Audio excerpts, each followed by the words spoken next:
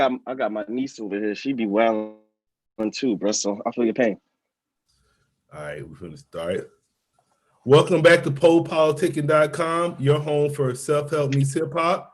Right now, we're live on I got my YouTube. niece over here. She be wilding. Cut that off. Make sure you check us out on Spotify, Apple Music, Apple Podcasts, 1212, and place to be with Quis Chandla. How you doing? What's good, man? Quis Chandla. Yeah, Quis Chandla. Yeah, Quis. Quis Chandla. Where you from? Where your hometown? Jersey City, New Jersey, man. Home of the brave. Oh, I just shit. How was it growing up over there? I mean, we right next to New York.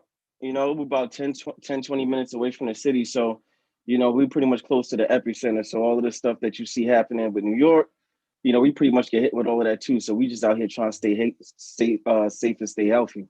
The sound booth or something? Nah, this is actually, well, technically, yeah. I mean, I keep all, my say that again. No, I said it look like a booth or something. Yeah, man. I mean, just always being in a music situation, every setting that I'm in, I'm trying to, soundproof things just to make sure, everything's clear. So. Then what's your shirt about? Say respect women worldwide. Yeah, man. This is my homie Kip out in Jersey City. Last place winners. This is his shirt, respect women worldwide. You got it on the front, and I don't even know if you can see, but you got it on the back as well. And it just speaks to, everything that we have going on in the world and some of the things that we've seen, not just for decades, but for centuries in the way that we treat women. So, it speaks to my brand, speaks to his brand. So, I try to make sure that I support. Yeah, I would say shit. Sometimes it's the way they treat themselves too, man, because we ain't telling them how to take them pictures like they be taking it and putting it on Instagram. They be doing that shit themselves. Hey, man, I'm not saying that it's not respectful for them, though. I mean, as long as people know that there's a boundary where it comes to, they posted pictures, but we still gotta be held accountable for our actions, All right, so let me know how you got involved with music. All right, so pretty much, early on, my mom, big hip hop head, so like, what used to happen within my household, I grew up in a single parent household, and my mom, she kind of like, always wanted to bring music towards me and, to have me like watching music videos, stuff like that. And as a kid, you only want to watch cartoons and stuff. So, she would try to like persuade me, like, I want you to watch this. You don't think this cool? And I remember, from now till forever, I always remember the first thing that I saw was like Puff Daddy and Mace Can't Nobody Hold Me Down video. And I saw that shit and I was like, nah, this is what I want to do. You feel me? Like, this is something that I want to like involved in because it looks so fun.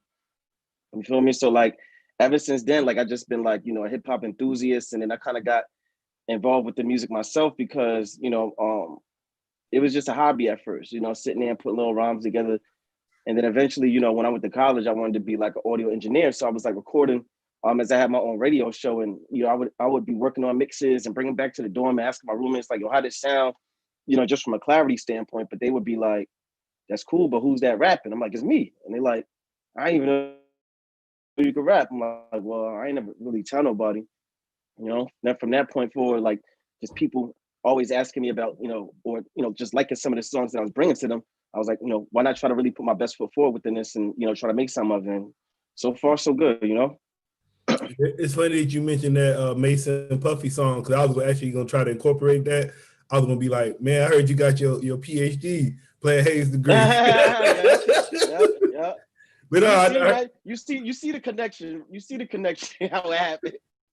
So what did you get your PhD in? I got my PhD in social work. Graduated my doctorate in 2018 from Morgan State University. Also got my master's from there as well. Yeah. So you always been, how long you been rapping? I've been rapping consistently, I would say consistently since 2015. Yeah. So what made you I mean, I've always dipped and dabbed. Like when I said my, go ahead. No, I was saying, so what made you want to pursue your PhD? So, like I said before, like when I first started, with in college, like I had that communications degree. And I was like interning at the Wendy Williams show. So I understood it took like a lot of, just interning, networking, so on and so forth. And, some of the things that I just seen within my community, I always wanted to speak out a little bit about. So, for me, it made sense to not just get a communication degree, but I got a sociology degree as well. And then from there, like, with those two types of degrees, you kind of boxed in to have to at least, intern, to continue to, build your presence within different networks, or you got to go back to school. So I felt the safe thing to do for me, at least, was to go back to school, but also use it as an opportunity to move somewhere else. So I moved out to Baltimore, where Morgan State is, and I studied out there for, my master's program, just to be able to, make a living for myself. And I actually put the music stuff on hold. That's why when you ask, like, how long I've been doing it, I'm like, consistently 5 years, because I really took 2.5 years off, to really focus on my education. But I just kind of seen it as, a different way to be able to present some of, the issues that I see, throughout the course of the community, throughout the course of this country with regard to, Black people, underserved populations of people. And pretty much getting a PhD was, me understanding that as a person who speaks on these type of issues, if I was to be able to become a professor, to be able to teach, it's kind of in that same vein. I mean, when I look at my students now, it's 30 students in front of me. It's kind of like performing. I have the information I got to give out to you. You have to give me your undivided attention, because it's something here that you want to leave with. So long story short, I kind of say, like, I needed a plan B in case this rap shit don't work. So my plan B is like on tilt. What's up? So who are some of your influences in hip hop? I mean, if you ever ask me like who the greatest rapper of all time, I always say Nas. Because I think him and I, kind of aligned in so many different ways. Coming from affordable housing and just being in this environment, but always trying to be forward thinking. Because to me, like, I was always, as a young kid, I was on like the honor roll. Like I was always like, pretty bright when it came to, the classroom. And then eventually I started like, rearing off, because I was like, the kids that's always, acting up, on the kids that's always joking around and playing around, like they're the more popular people. So as a kid, I was like, all right, well, I'm doing this now, because this gets the girls, this gets people looking at you. And Nas was the first person that actually like made it a thing to be cool, to be smart. You feel me? So like, when it comes to my music, it was like, all right, well, I want to make smart music. I want to make music that is thought provoking, and people gotta, really, really listen. So like him, Joe Budden, Royce the 5'9", you feel me? Like Tribe Called Quest, like those were, artists that I really looked up to in terms of like delivery, in terms of, the message that you're putting out there, and just concept, because I'm really big on concepts when it comes to music too. Yeah, you might be, I don't know your age, but you might be younger. But even before Nas, you had KRS-One, you had Rakim, you had Big Daddy Kane. So 100%. I just them out too. KRS was the first, like established artist that I ever opened up for too. Yeah, cause I think Nas is kind of like you wouldn't have, if you didn't have Rakim, you wouldn't have had Nas. You know what I'm saying? Most definitely. Kind of come from that tree, and he became like all that 80s rap. They were spitting, but it kind of we went from that rap to gangster rap to what we at now. Mm-hmm. All right. So, who's some of your favorite albums? Well, of course, Illmatic. It's one of my favorite albums. Illmatic, Is Dark and Hell Is Hot, Ready to Die. Those are probably my top three. When I think about it, in terms of the album. If I'm thinking about, some of the new artists that we have today, Good Kid, Mad City by Kendrick's one of my favorite albums as well. Right now I'm listening to Kid Cudi. I like his new album, a lot. Certain artists I try to, at least, I think I'm when it comes to like me interested in hip hop music, and, I think I have some of the most polarizing, appeals when it comes to music. Like I'm listening to Illmatic, and then I'm listening to Travis Scott. It's like no in between. What you working on right now? So right now I just dropped the EP called The Soul Needs Healing. Just recently dropped last Monday, December 7th, 6-track EP. That's about, pretty much mental health, how we look at the community community, you know, some of the things that I've been through. Think about 2020, we've been through a lot. So like, you know, the first track I got called Accepted, you know, I say, you know, thank God that we'll give 2020 a strong finish because, you know, we've been through so much. It's kind of like everything that we've endured, you know, as a people wrapped up into 6 songs. So I got that out on all streaming platforms and I got a video out right now on YouTube called Protect Our Queens. So that's what I'm working on now. Mm. I want to ask you about as far as like education, like how you go about like, you know, like some of the stuff you learn in school is not correct. So, but then you got to teach your kids that. So how you go by like, I guess you got to teach them and unteach them.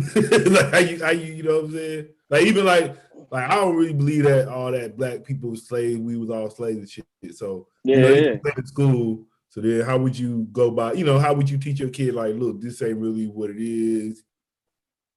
I mean, the funny part about it is that's another reason why I went into education. Like I didn't really, you know, I went a very long time without really putting any value on education. You know, I was focused on music, I was focused on sports. And it wasn't until, you know, I started to read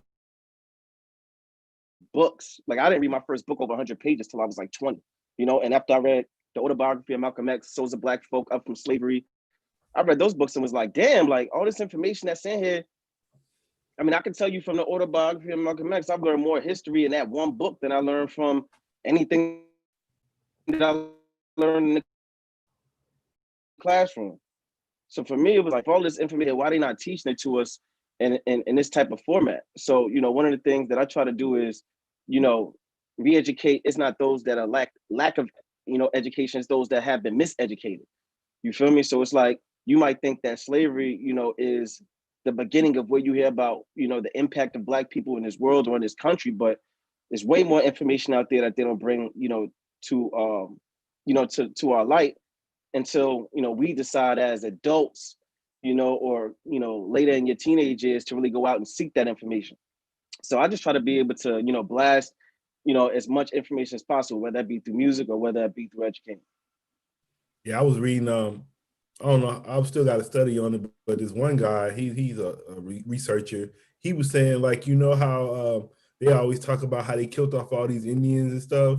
They was like, oh, the Holocaust of Indians. Mm-hmm. He's like, they didn't kill off the Indians. That's us. We was the natives, but they try to like say that slave stuff to throw us off. But yeah, I don't know. It's like a lot of stuff you guys still, like you said, learn on your own. You're still studying. And like all the information ain't out there. Mm-hmm. It's out there. You just gotta, you know, dig deep and find it. So what's your interest outside of music? So right now I got I mean, with my dissertation, what you have to do when you're in a PhD program, my research interest was reentry, mass incarceration, and healthcare utilization. You know, so my thing is like, you know, Black and brown people, when we get incarcerated, especially men, you know, before you even get incarcerated, you know, we're not, you know, the biggest proponent of taking care of our health. You know, we've been taught to, you know, whether you're stressed or whether you're going through some shit that, you know, we drink, we smoke, you know, that's how we attack, you know, how we're feeling within ourselves, right? So we're already, you know, not eating well, we're predisposed to all this different stuff. So it's like there's systems set up, you know, to make us not go to the doctor, you know? Like me even like changing, you know, jobs. I went from one university to another. I got a gap, you know, in insurance. You feel me? So now I keep putting it on the back burner to find a primary care physician. Now adding a portion of just being incarcerated, right? Say you're incarcerated for like 20, 25 years. When you first come home, some of the things that you're doing is reconnecting with your family, reconnecting with your friends, trying to find a place to live, trying to find a job. The last thing you're worrying about is going to the doctor.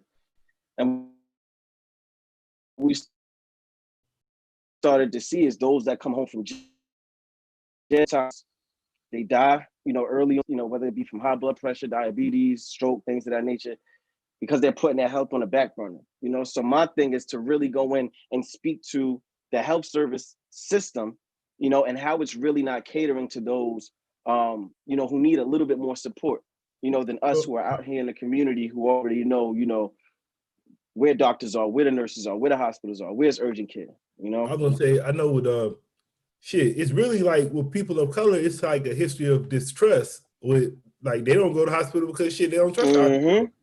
And then like even now, like shit, I'm reading they talking about the vaccine, they talking about, oh, they want to test it out on us first. So it's like shit, like I don't like going to hospital like that. I go to hospital if it's something, like I always say, I'm my first doctor first. So if it's something that I notice in me and I can't I can't fix myself, then I'm like, oh, let me go to the doctor. But I just don't like, I know some people that go to the doctor every month. And I feel like you go to the doctor every month, their job is to diagnose you with something.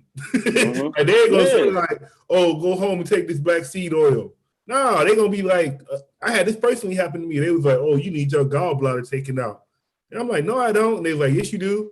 And I didn't get the surgery, and that was like 6 years ago. But when he was saying it, like I had to get it, I was gonna be all this and all that if I didn't get it. So I think you gotta deal with that too.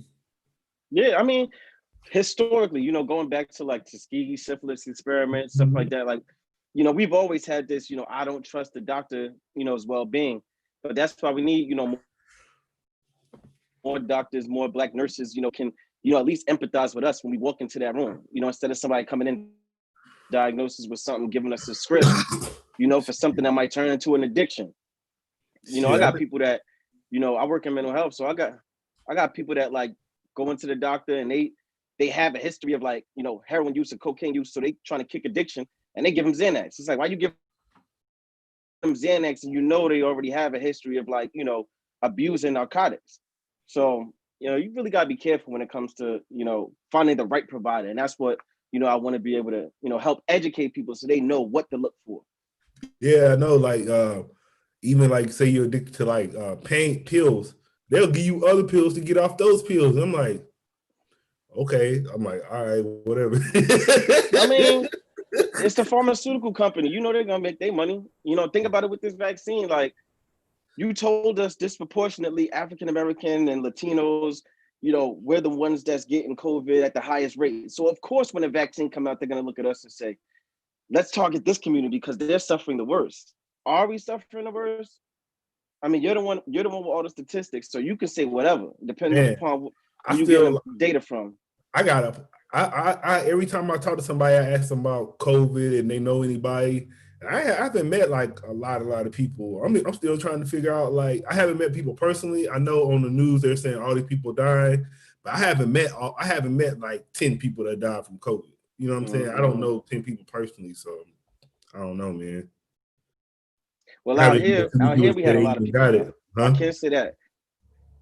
What happened? I said out here we had a lot of people die. Like I know people personally that died from COVID out here. You know, More than I was 10? diagnosed with it myself. You know, a couple months. You had more than 10 people died? Yeah, out here, yeah. You I say mean, you you know, we're highly populated out here. Yeah, we're highly populated. We're right next to New York City, so for us, it's like in order to not catch COVID, it's like you really just gotta stay in the house, like not go grocery shopping, not go to laundromat, like not do nothing. And you know, I caught it back in, you know, like the first week of October, you know, and you know, it was like me and like maybe 10 people that I was close with. You know, none of us got a fever. All of us had different symptoms, you know, and all of us had, you know, a different trajectory in terms of when you were diagnosed and when you got a negative test. Like for me, it took like 10 days to get a negative test. My homie, it took 10 days. My grandmother, she's still trying to get a negative test, but she don't have any symptoms anymore. Mom, it took like 3 weeks. So what I learned from having it is that the doctors don't know what the hell this is. They don't know how to treat it. They don't know what's going on. Yeah. So how did you, are you still dealing with it or not really? No, it's over. It's over. I had my 2 weeks, got my negative test. And then after that, you know, continue with the rest of my life. Like I think maybe like a week or a week and a half after I got the negative test, I still felt like, because my symptoms was like, I didn't have cough, fever, none of that. I really had just fatigue. Like every day I felt like I was hungover. So that was that, you know, and then I was still, you know, going to the park, you know, because it wasn't nobody outside. So I'm going to the park, like running doing calisthenics just to make sure, like, you know, my immune system is able to fight it off. But afterwards, like, I was good. You outside spreading it. You outside spreading it. That's what you just said you was doing. Nah, nobody outside.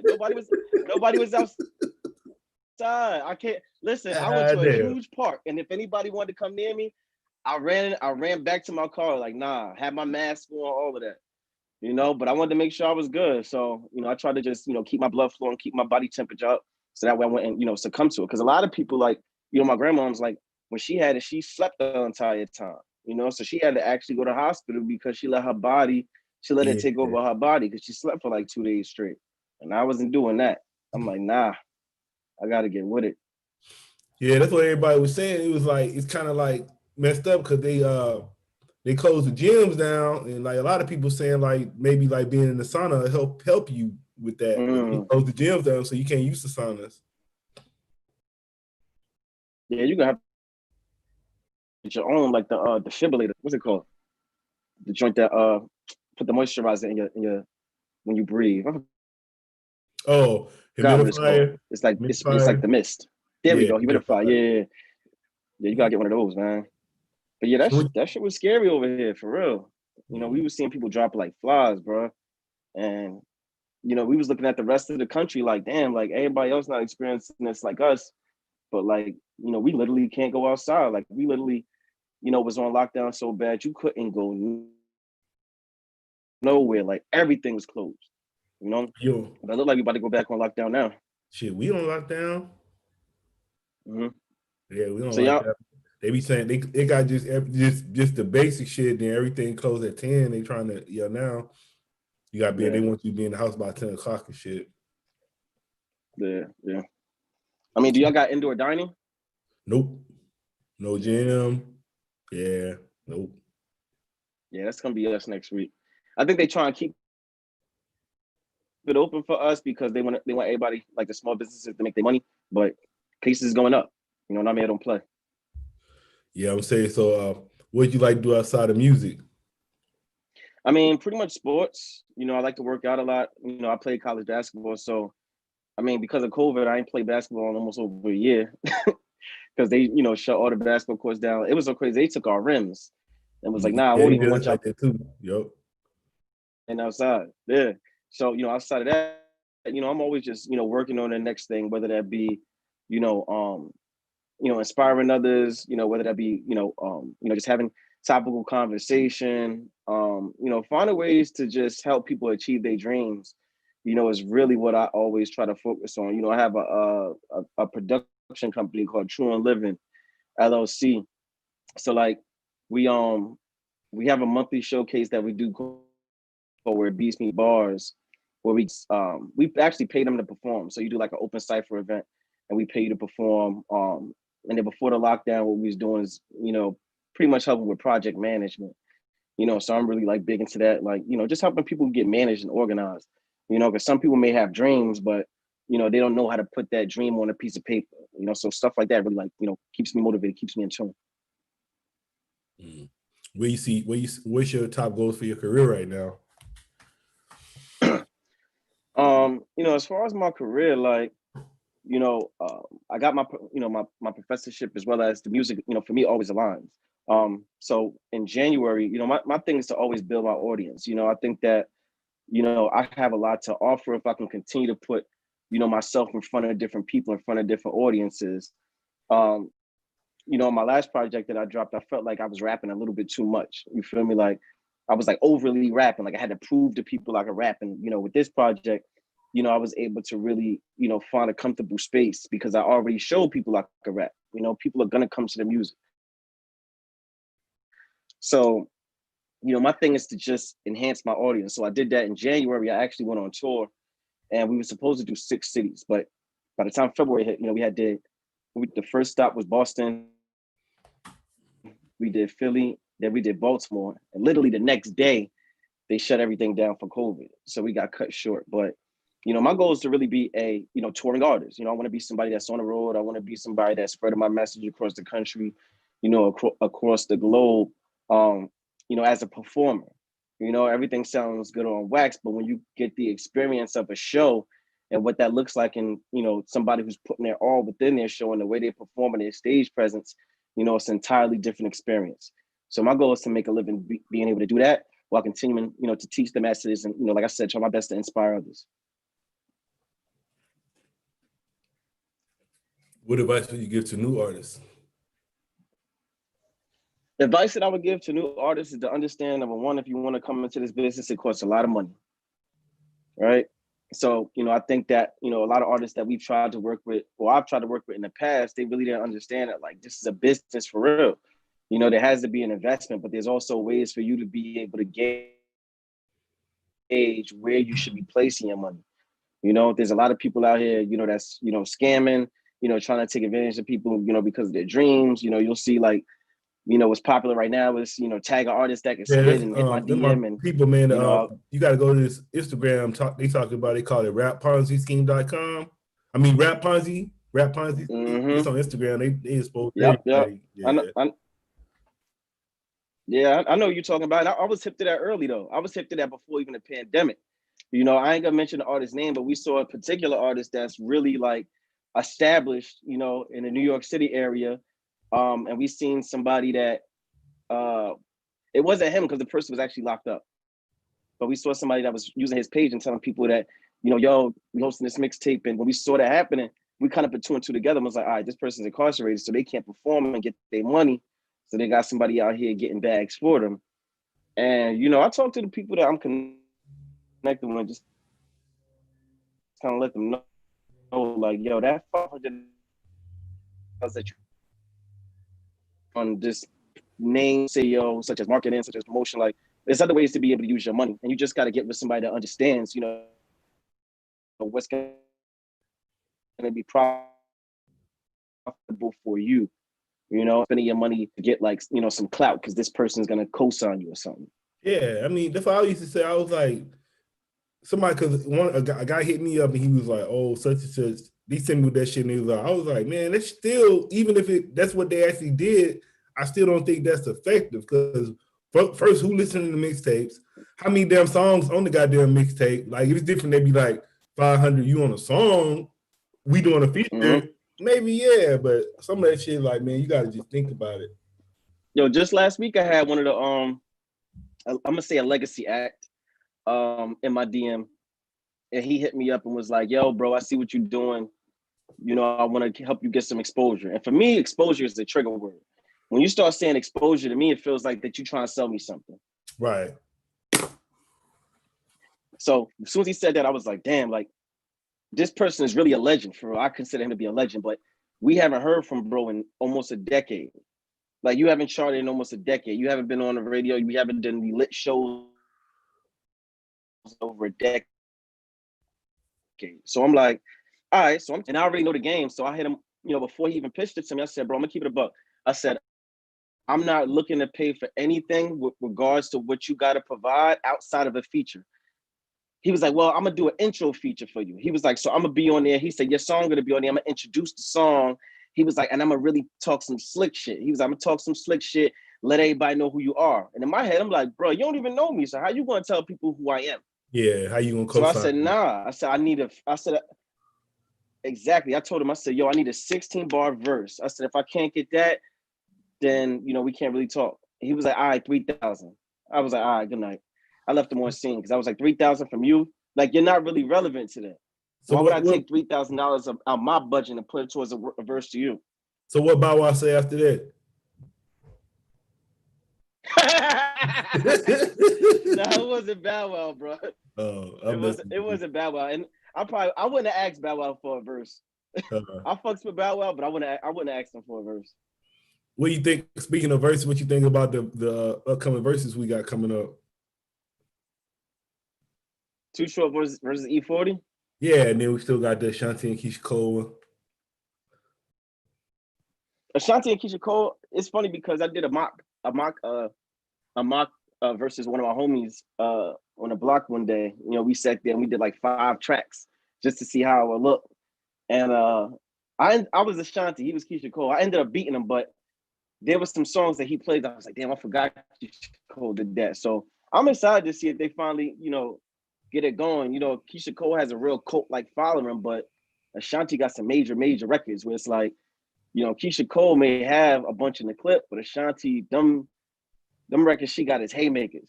You know, they hit hard. And as far as Too Short and E40, that's gonna be really interesting. You know, I like to see the range. I like to see the range with regard to you know, versus it seems like, you know, they're trying to be as diverse as possible, which I think is dope, you know, because there's a lot of people out there that really may not understand the impact, you know, of E40 and Too Short. you know, that now have an opportunity to be able, you know, to see. Because, you know, back in the day, you know, they was, you know, some of the top dudes that you had to reach out. You know, Hove had to reach out. You know, Puff had to reach out. You know, you had to go have these conversations with these people, even though, you know, today they might not have, you know, the range that they used to, you know, or, you know, they're not charting today. But there was a time where, like, you know, they really built themselves up to be respectable artists. So I'm glad to see they getting their flowers. And what would you like to say to your fans and supporters? I mean, I just want y'all to go, you know, continue to stream up. You know, the soul needs healing. I got some merchandise on the way. You know, I'm gonna try my best to always make sure that those who, you know, follow me, those who are supporting me are always gonna get something on the back end. Because I just appreciate all the love. And when people sit there, they repost my stuff, they share with other people, you know, they buy the merchandise. You know, we sold 20 hoodies last month, all black, no sugar hoodies. So I always sit there and put my money back into my art. So it's gonna be a lot of other things that I have coming.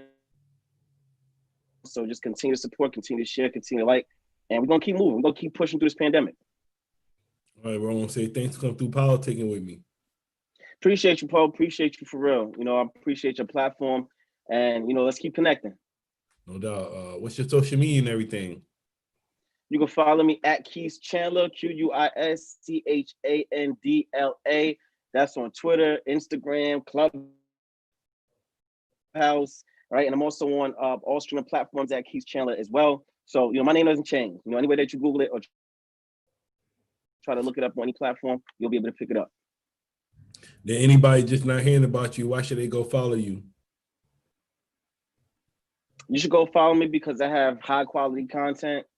You should go follow me because I have a message for you almost every day, something that you could walk away with. And the music is inspiring. It talks to the people. You know, it's a more mature sound. But at the end of the day, you know, you're gonna walk away with some jewels and some gems, you know, as we continue to navigate this thing we call life. So what message you have for today? What's the message? The message for today is for us to be able to keep our head up, keep looking straight and forward, and whatever goal you got, you know, keep pushing no matter what kind of, you know, boundaries or challenges, you know, come